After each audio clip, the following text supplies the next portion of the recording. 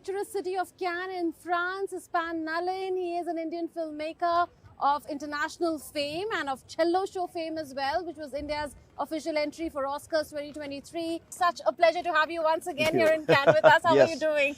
Oh, great. Look at it. Great weather, great place, lot of good cinema and great year for India. Absolutely great year for India. We'll come to that. Yeah. But last time in our conversation, you told me that you are like a banyan tree with branches all around the world. So how far have these branches grown? What is the kind of work that you are doing now? Tell us about it. So I think currently, of course, we are here right now.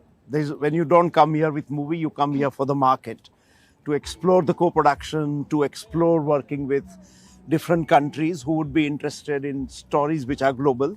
So of course, the stories I want to tell are very India-centric. So currently we have two projects, which we did meeting for co-production and how the two countries can work. This year is especially exciting because India has introduced incentives. So there is a lot of excitement for the co-producers because, they could get really, it motivates them to work with us. Tell us about how the incentive scheme of the Government of India is actually benefiting filmmakers who are part of co-productions. Is it giving them the perfect platform? What more changes can be made going forward? How can more co-productions be incentivized? I think what is happening here, that first, it's new. So, many countries have such incentives. So each country needs to understand the nature of the incentive. And once they understand, there is no fear because they know that how quickly such money, there are a lot of logistic involved and financial and auditing and all that. And what are the qualifying costs which can be reimbursed. So there are technicalities, but already to start with is a good step, because someday you have a security of 35 to 45% of cashback incentive. And we have, I think, around 20, if I'm not mistaken, 22 countries we have a treaty with. Yes. India has an official co-production treaty. Yeah. Okay. So I think there are 16 co-production treaties already, but talks are on with quite a few countries to have more co-production treaties. How can this be further built upon? Like you said, there is already a provision of 40% cashback when it comes to official co-productions. What more would you desire from the government? I think the government and the filmmakers both. Filmmakers, I would say, we don't expect government to pay for everything. But one thing would be that co-production treaty will make the movie. But after that, the biggest challenge is the marketing. Because we want to sell this movie. We want to bring this money back to India. And when you earn, you will earn in foreign exchange. It should come back to India. So I think some movies need distribution support the same way outside India. So for example, it could be a publicity cost, subtitling movie for Spain, Germany. For example, when we went for the Oscar, the support for that Oscar campaign, like every country supports their cinema. So in a way, we have to also make it commercially viable.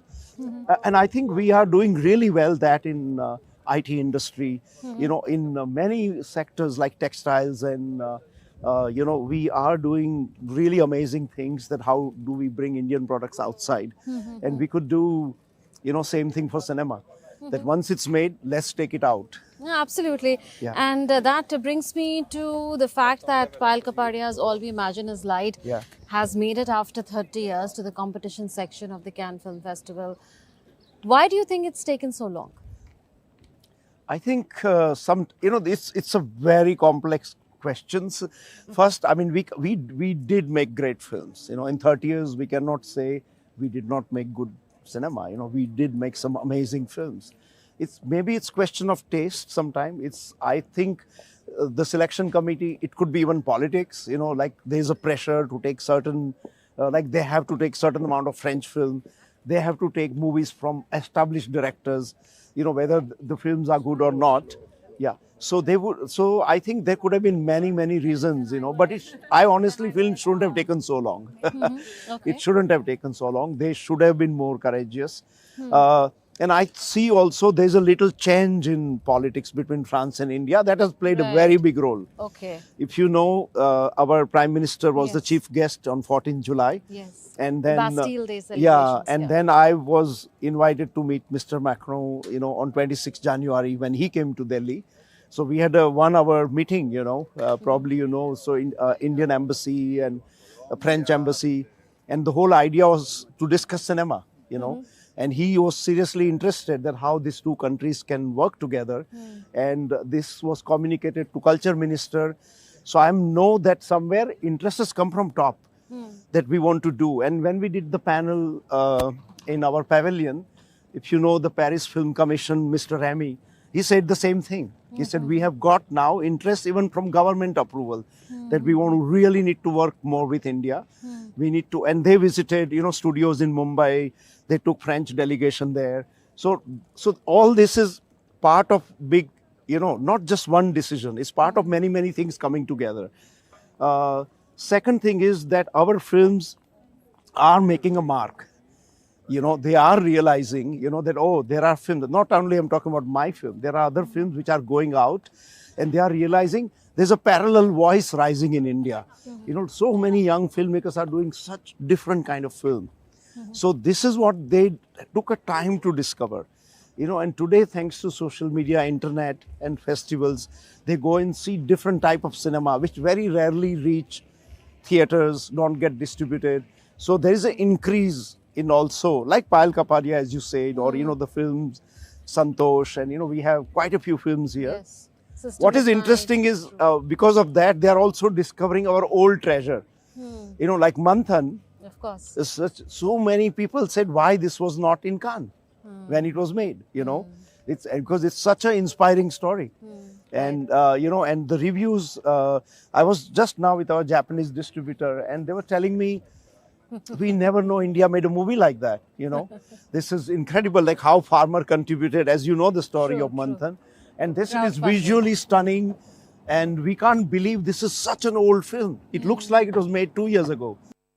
Why no film with Indian funding has made it to Cannes? Because Payal Kapadia's All We Imagine Is Light is a co-production between India, France, Italy, Luxembourg, Netherlands, and a lot of the money has come from outside. Yeah. So can you explain to us the landscape around funding of Indian films? I think, I do not think the official selection in competition is anything to do with funding, I do believe that, but it's also some way there are certain lobbying which happens also because some of the sales agents have become very powerful. So I would say that if its film is made with 100% Indian production, we should probably get a sales agent who has a very good relation with festival like Cannes. Then they will be able to bring it to their attention. The problem is there are so many submissions. I don't think there's any festival today in modern world who have fund or staff to watch this many movies. 2,000 films are submitted. There's no way they can watch. And they say that in press conference. So they have to rely on somebody's trust cycle. If you look at Cannes competition, you will see 70% of films which are selected in competition belong to 6-7 sales company. And it's they are getting much more power now, the sales company, and they are bringing movies to their attention. So whenever we made movie, as soon as the film is done, one should look for a good and we do not have that culture in India of international selling. We don't have an Indian company which sells. So right now the sales company which sell international cinema are French, German, British or American or Korean, South Korean. So if you, they don't only sell their own cinema, they sell, the French are selling Thailand movies, they are selling African movies, like French sold Cello Show, so that's a Gujarati film, but the sales company is Orange Studio Canal now, and they are official sponsor. So they do matter because they have their own relationship. And that, I think, is possible. Maybe one day we will create our own sales company. We've discussed the issue of funding, but when it comes to jury members, we also see that they've been few and far between. I mean, you've been in the jury this time around at the Cannes Film Festival.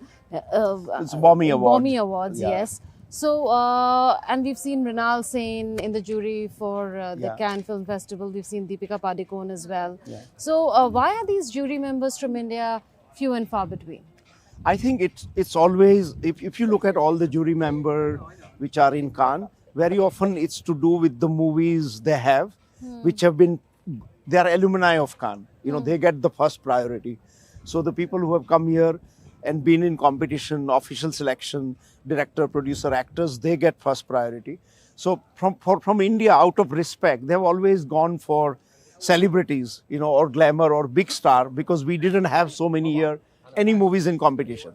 So they really, I'm sure, they said, okay, it's hard to find. So if you look at this jury, everyone has been in competition or official selection. So that is, so maybe this year we have so many films, some of them will get invited, Okay. Now, on the issue of co-productions, you told us about what the government is doing in terms of incentives and what various stakeholders in the system can do further. But again, because you've done so many co-productions with Germany, Japan, France, etc., what really goes on behind the scenes? Are there any invisible costs to a co-production? Because I came across a story on how two Indian documentary makers pulled out of a co-production project from a French producer, and that's because they said that the integrity of their script was being compromised. So I'm trying to understand that what really goes on behind the scenes, which people generally don't know about, say, co-productions or any sort of an international tie-up that happens. Are sometimes stereotypes and reinforced in script writing or in the characters that are cast? So I think in every co-production, the very first discussion starts with creative conflict. That you have to meet on a same page. For any international partner to work with India, story can be deeply Indian, but is it universal enough? Is it accessible? Will I be able to show it in Japan? Based on that, that's the first criteria, that, can this be universal? Once it's universal, then it comes down to, I think, human being. Because ultimately, it's really a marriage of two producers who are coming from so different culture, so different economic system, such different way of financing. So they have to really, really get along.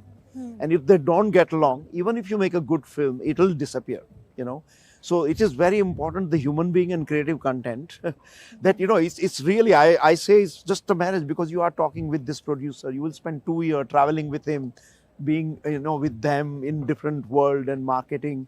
So there has to be certain kind of a friendship. There has to be certain kind of association, which is important. Otherwise, it will not work.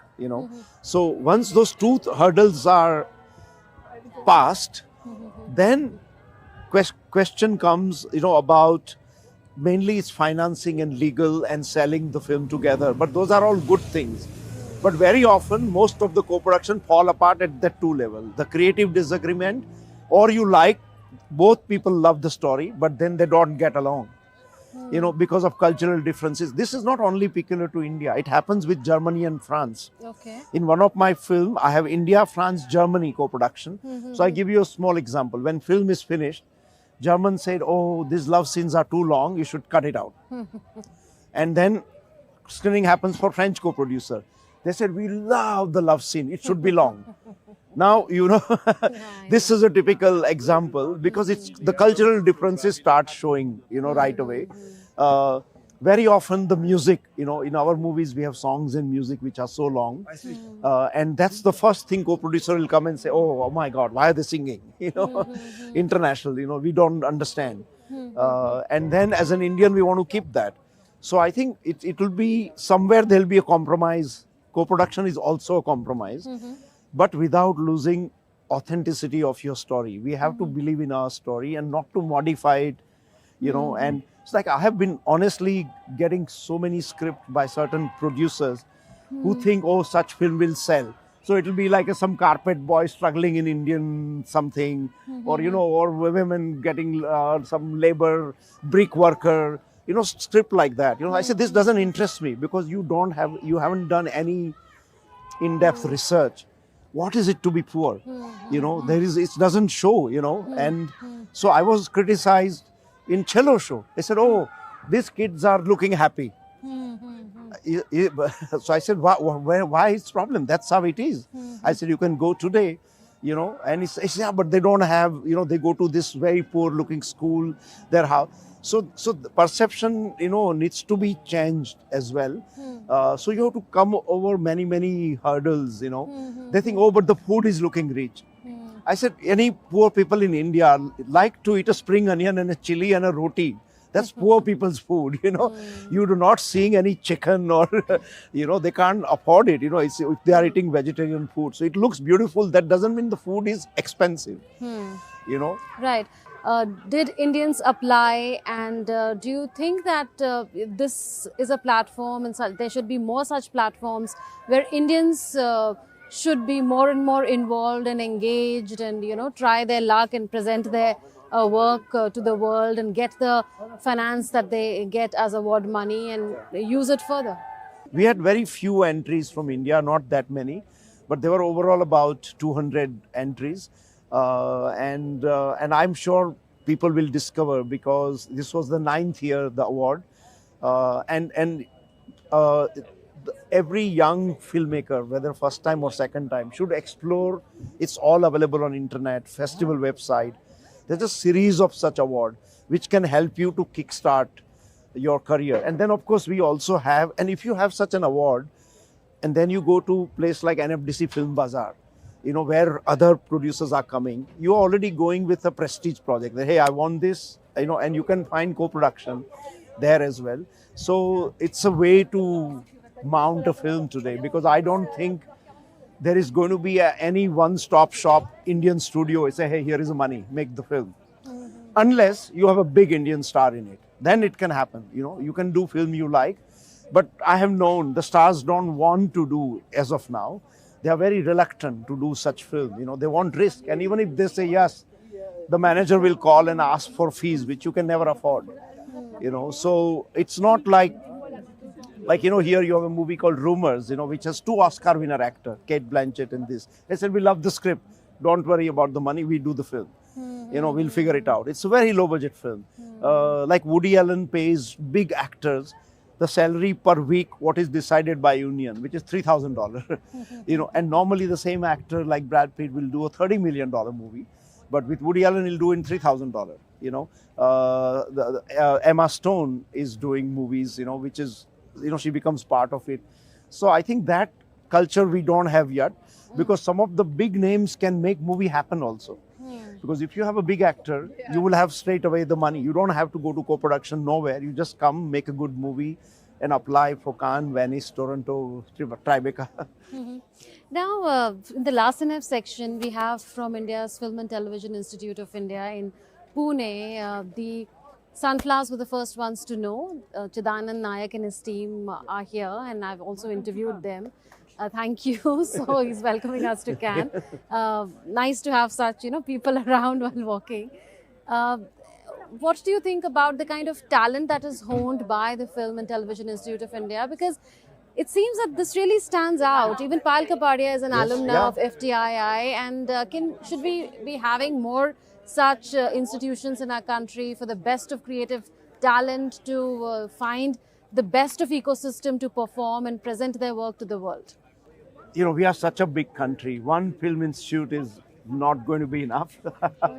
And so many languages, such diverse culture, and it's so competitive to get into FTII. And we have seen the result, that they do succeed, in every, whether you are cinematographer, editor, they are working, they are the best people in the industry, not only director, scriptwriter, actor, even there was Nasruddin Shah and, Shabana Azmi, they all have been FTI. So we know that what it can do. I am a product of National Institute of Design. I was in NID, and the moment, I know some 2 lakh people used to apply, and then slowly it expanded. They opened other campuses in Bangalore, and they realized that, okay, this is, we cannot accommodate, students are applying from Nagaland and Arunachal Pradesh and Kerala, and so there was enough. So I know that there is probably a room for another film institute, especially now that media has changed so much. So I would not say it's a film institute we need.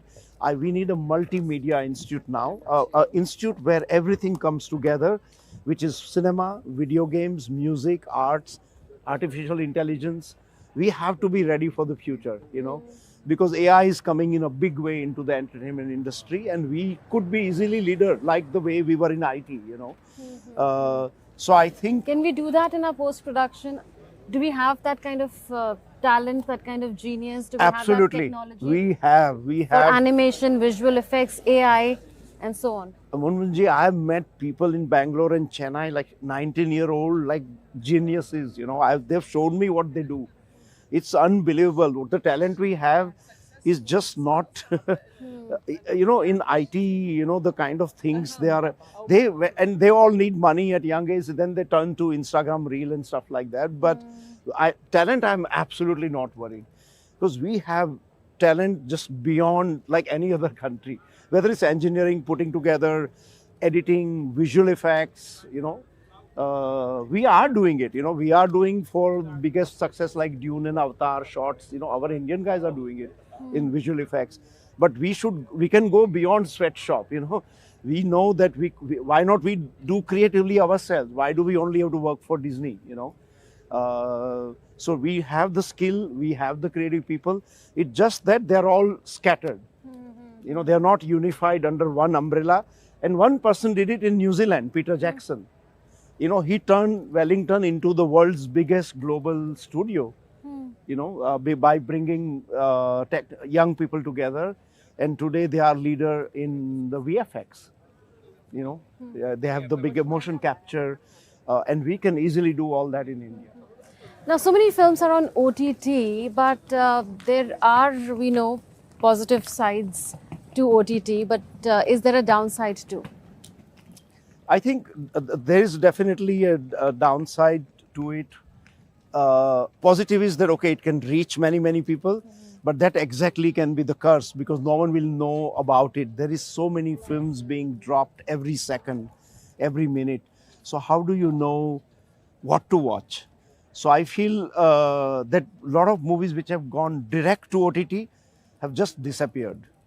We wouldn't even know the title because there is just no buzz around it. And no one is going to sit and explore for days and days, on that platform. And there are just way too many platforms to choose from. Whether it's India or US, you have to minimum subscribe to 20 platforms. So certain platforms will have Indian movies, certain platforms will have a Korean movie. So how many platforms you can subscribe to?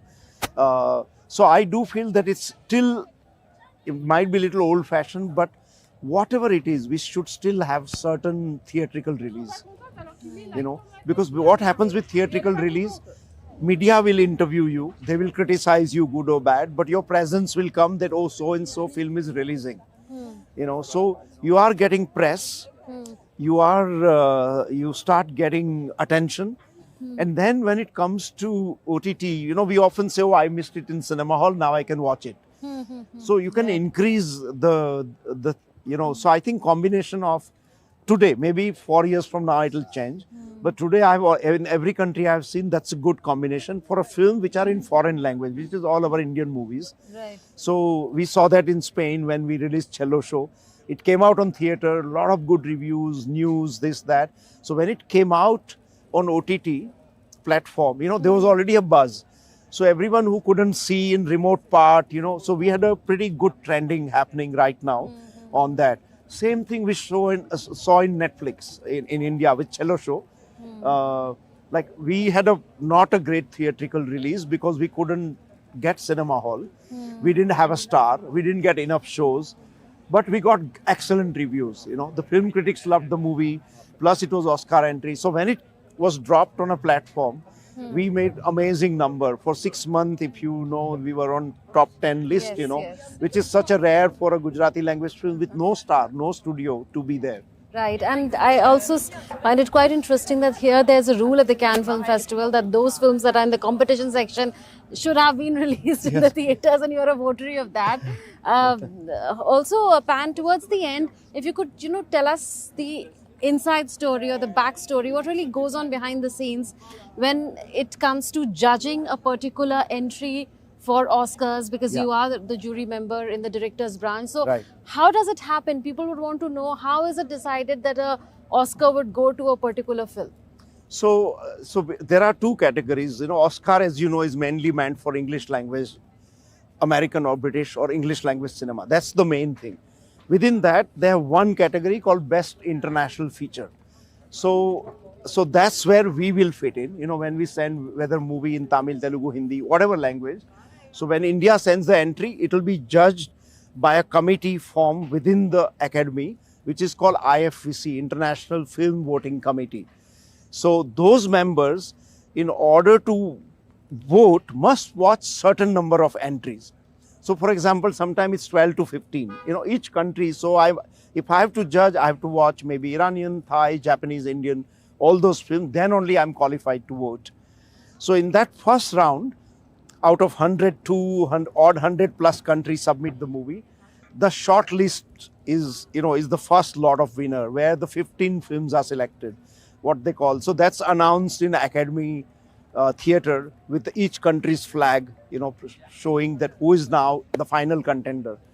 So those 15 movies, the same committee, international film, they must watch all 15 in order to qualify to vote. So even if you don't watch, you can be Academy member, but if you miss watching 2 or 3 films, you will be not qualified. You can't vote because you must finish watching, and they closely follow that. And once that is done, from that comes out the 5 nomination, and then 5 nomination, everyone can vote in the academy. All the academy members can vote, and from that voting comes the one Oscar winner. So that's basically the process, but lot more goes on there.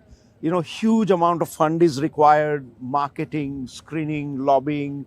You have very powerful, it's all game played by public relation publicists. Publicists have a lot of power. They can design your campaign in such a way that you reach to maximum academy member, that you do event, lunch, dinner, that they come. It's not just the quality of the film. Absolutely. Quality of film already country chose and sent. But Right. after that, you have to do a lot of paid media. You have to do paid media. There is no limit to it. I mean, there are certain movies, studios have spent $30 million. Movies production cost was $6 million.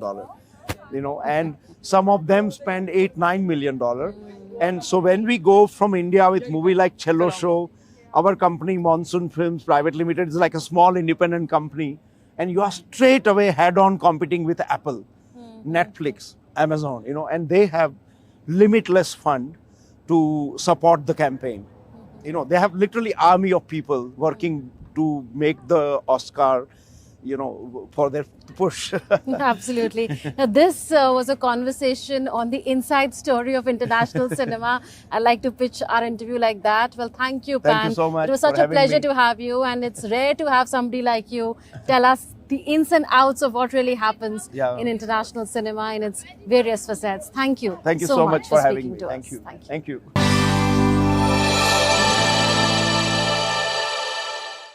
That's it in this edition of Bharat at Cannes. We'll see you again tomorrow with all the action from the Cannes Film Festival and India's participation in it. Until then, goodbye. Thanks for watching.